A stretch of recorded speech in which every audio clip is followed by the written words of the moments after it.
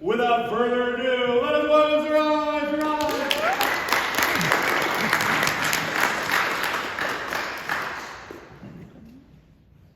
Hello, my name is Sarai Zayet, and today I will be presenting to you my passion project on the religious attachments to the Holy Land. So, by this topic, I am interested in the whole region of the Middle East, and I think it's so cool how three religions can be attached to one place. I want to understand why and how. So for my first question, I will be discussing what the Holy Land is and why it is so important to Jews, Christians, and Muslims. So the Holy Land is known in Hebrew as Eretz HaKodesh, and in Arabic as al-Ard al-Muqaddasah. The city of Jerusalem itself has been besieged 23 times, destroyed twice, captured and recaptured 44 times, attacked 52 times, the usual. It is home to the three monotheistic religions. Monotheism, according to Oxford Languages, is the doctrine or belief that there is only one God. The three monotheistic religions are Judaism, Christianity, and Islam. They all believe in one God, and the Holy Land is holy to all of them, hence the name. All three religions are also known as the Abrahamic religions, because they all recognize Abraham as their first prophet. Now let's look at Jewish attachments to the Holy Land. For Judaism, the Holy Land has the Western Wall. This is the only remains of what was once the Holy Temple. This was the only place of sacrifice allowed in the entire kingdom of Judah, as declared by Josiah. The temple was built by King Solomon. Inside the temple was the Holy of Holies. It is the most sacred site in Judaism. According to the Midrash, which is oral tradition interpreting scriptural texts, it is also the location of the founding stone, where the world was created. For Christianity, Jesus was born in the Holy Land in Bethlehem.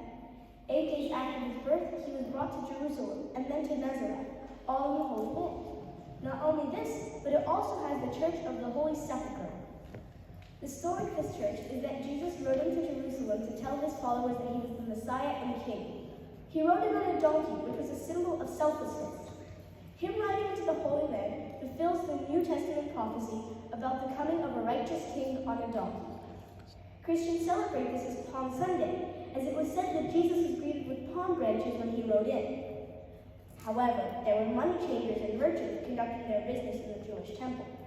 They were more interested in profit than in respecting God, so Jesus conducted a cleansing.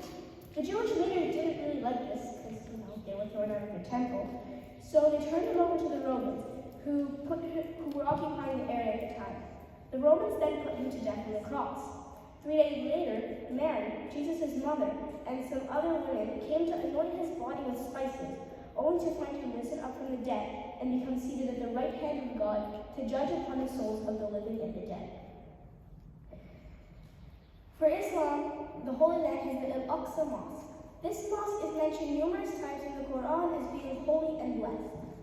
Archangel Gabriel visited Muhammad while he was sleeping in Mecca. He led him on a journey upon the steep Buraq. Buraq carried the Prophet overnight from Mecca, where he was, to the farthest mosque, interpreted as Al-Aqsa. There Muhammad prayed with the souls of all the prophets that came before him, such as Jesus and Moses. A few hundred meters away from the mosque, in the same complex, there is the Dome of the Rock. This is the rock from which Prophet Muhammad ascended into heaven for an encounter with God. For my second question, I'll be telling you how the story of the Holy Land overlaps across the monotheistic religions. Well, they all recognize Abraham as their first prophet. However, Jews don't believe in the prophets before or after the Jewish prophets, meaning they don't believe in the Christian or Muslim prophets. They also don't believe that Jesus was the Messiah and the Son of God, but that the Messiah or Messianic age is yet to come. Christianity developed as an offshoot of Judaism. Christians believe that the Jewish system of laws was abrogated in favor of the universal gospel for all of humanity described in the Christian Bible. It includes both the Old and New Testaments. So Christianity believes in both, whereas Judaism believes in the Old Testament.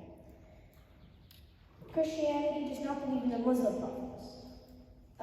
They believe in the Jewish prophets, including Moses, seeing him as one of their greatest prophets. The Islamic tradition sees Judaism and Christianity as earlier versions of Islam. It sees them revelations given by the same one God, but over time misunderstood. They see Islam as the final final, complete version of the monotheistic religions. This means that they believe in most of the Jewish and Christian prophets, including Jesus, seeing him as one of the great prophets before Muhammad. So this is a story which is in the Old Testament, which means that both Christians and Jews believe in. So the Egyptian pharaohs treated the Israelites, descendants of Abraham, badly. He enslaves them and makes them work long hours, among other things. Moses leads them out of slavery and makes a covenant with God. This covenant says that God has chosen the Israelites to be a holy nation. He gives them new laws, the most important of which are the 10 Commandments. However, when Moses is receiving these laws, the Israelites go impatient because Moses is up on the mountain with God for 40 days and 40 nights. They worship, instead of God, a golden calf. Because Moses was mad, he smashed the tablets that the laws were written on. So as a punishment, he was able to see the promised land, but could never reach it, and died in sight of it, but was never able to arrive because of when he smashed the tablets. The Dome of the Rock, located near Al-Aqsa Mosque, is holy for both Judaism and Islam. This is because in Islam, when Muhammad made his night journey to Al-Aqsa Mosque, it was here at the Dome of the Rock where he ascended into heaven. There he met with the prophets who came before him, such as Jesus and Moses. According to Judaic oral tradition, the stone is the founding stone. This means that it is the place where creation began. By some interpretations, it is also the site where Abraham was commanded by God to sacrifice his son Isaac or Ishmael, depending on Judaism or Islam. Just before Abraham dealt the blow, an angel appeared and told Abraham that this was a test of his faith and that he had passed. For my third question, I asked how the Holy Land is similar and different from other locations with shared sacred spaces. So the original Hagia Sophia Church was built by the Byzantine Emperor Constantine I in 325. It was built on the foundations of a pagan temple. However, after the Turkish conquest of Constantinople in 1453, Mehmed II had it converted into a mosque. In 1935, it was turned into a museum, but just recently in 2020, it was reconverted into a mosque. Today, Hagia Sophia is a main tourist attraction in Turkey. It is similar to the Holy Land in the aspect that two of the three monotheistic religions worshipped in the same space. It is different because it's not the land that's particularly holy or special, but the place in the people's history of it. This is Hagia Sophia. You can see a blend of church architecture and the mosque architecture. Inside Hagia Sophia, up on the top, you can see the remains of the old church paintings, but you can also see next to that the Islamic art. So because of overlaps in religions, there are often also overlaps in sites. One good example of this is the House of Mary. It is located on the Nightingale Mountain above the ancient city of Ephesus in modern-day Turkey.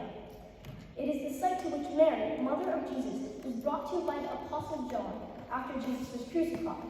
This is where Mary spent her final days on earth. It's significant in Christianity and also in Islam because Mary is esteemed in Islam as being chosen by God. She was the mother of the prophet Jesus, and Jesus was an influential prophet.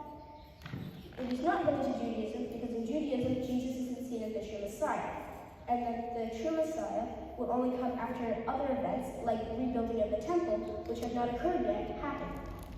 So in Turkey, there is a church called Church of Mary of Deva. It is technically designated as a Greek Orthodox church. However, both Muslims and Christians pray there.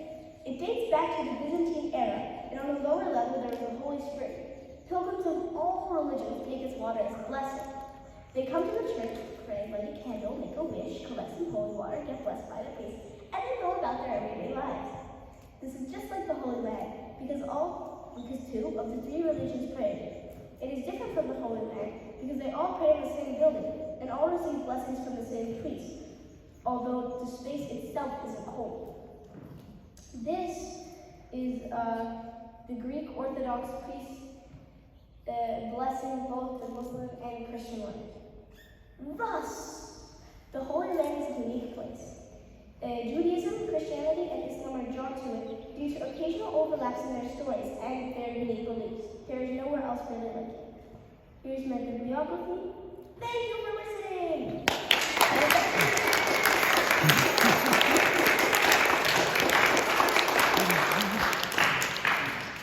Okay, we have time for a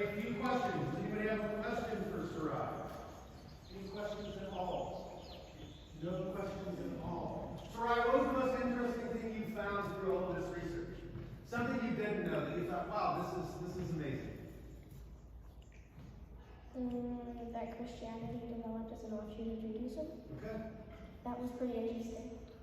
Is that? Was the symbol on your first slide a pentagram? The star thing? Yeah, it is a symbol of Judaism. What? It is a symbol of Judaism. Any other questions? Brendan? What is the reasoning behind all of the behind this transformation from mosque to Well, so from originally a church turned into a mosque because of the Turkish conquest of Constantinople, and they obviously didn't want an opposing religion's building in their area, so of course they would change it to a church.